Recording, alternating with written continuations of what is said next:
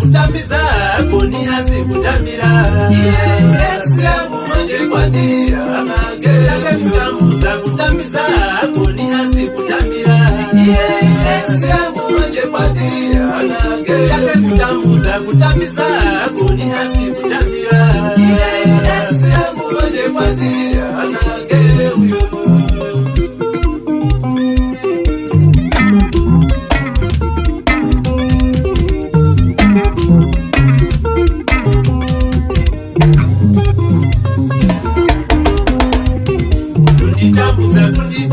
kuzasiba waindi mamiza ex yangu manje kwandia anage kutambuza kunditamiza kuzasiba waindi mamiza ex yangu manje kwandia anage kutambuza kunditamiza kuzasiba waindi mamiza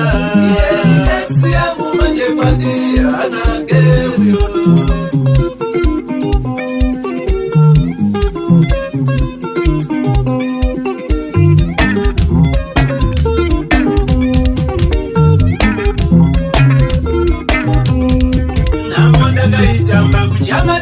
upenyu kiramba kubamba